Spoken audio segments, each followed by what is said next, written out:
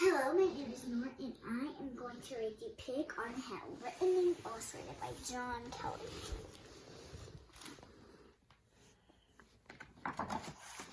Pig on a Hill, John Kelly. Pig lived on the hill. The views were amazing. He was very fond of cooking, especially cakes. He dabbled with models. He did jigsaw puzzles. He liked to keep busy. His life was perfect.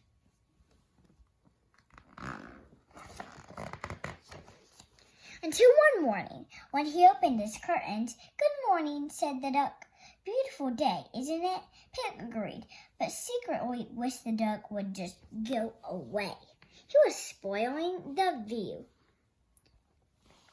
"Such a marvelous spot, you can see for miles." Pig watched the duck. He seemed to be taking notes. Eventually he flew off, and Pig breathed a sigh of relief. But the very next morning, Duck was back. "I'm going to build a house here," he said. "It's just a marvelous spot." Over the next few days, there was hammering, sawing, banging, scrapping, drilling. The duck even had a swimming pool delivered.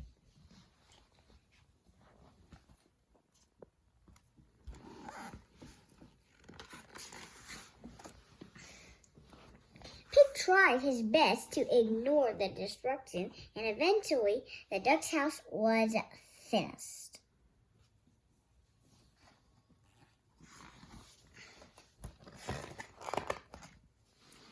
There was a knock at the door. "Hi there, neighbor," said Duck.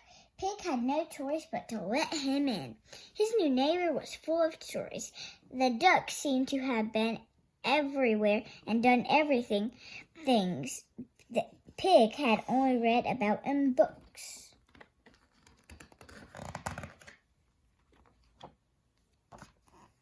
Pig thought the duck was a bit of a show-off, and was glad when he finally went home. As spring turned to summer, Pig saw more and more of his new neighbor.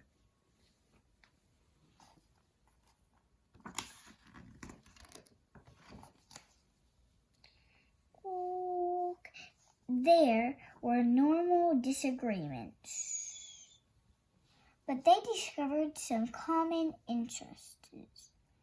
And like all good neighbors, they helped each other out, especially in moments of crisis.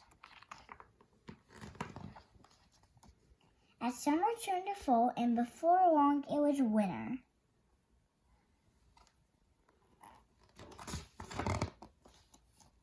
One morning, Pig woke up to find Duck had built a bridge between their two houses. "I thought I make it easier for you to pop over," said Duck, "since you can't fly.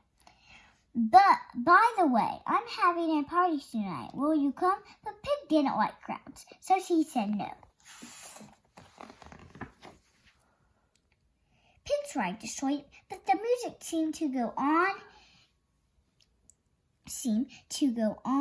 and on and on and on. In the end, Pig couldn't stand it anymore.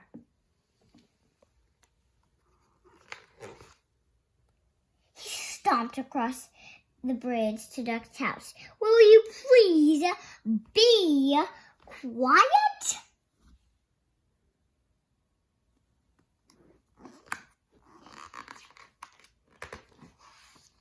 The party stopped.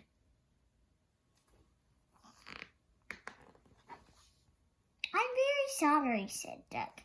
He sent all of his guests home at once. Pig went back to bed, but he couldn't sleep. He felt very bad for spoiling Duck's party. In the morning, he crossed the bridge again to apologize, but there was no one home. Gone away.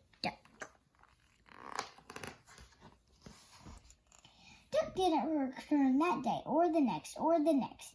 As the winter grew colder, there was still no sign of his neighbor. Pig's own house felt quiet once again. just like it had been before Duck arrived. Soon it was spring again. Then one day there was a knock at Pig's door. But Duck's house was still silent and empty. Buenos dias, neighbor. Duck was back. He explained that every year, when it got too cold, he flew off somewhere nice and warm. Duck brought presents back from his holiday. Soon they were back to normal. That year, Pig decided he didn't want to spend the winter alone again, so he had an idea. And the next time Duck went on holiday, Pig went too. And they went to the beach, they went in the jungle, they went to the Nazareth, Egypt, and then went surfing, and Duck swimming with the fishes. It looked like he's flying in the water. Alright. I hope you enjoyed our book, Pig on the Hill, written and illustrated by John Keller. Bye.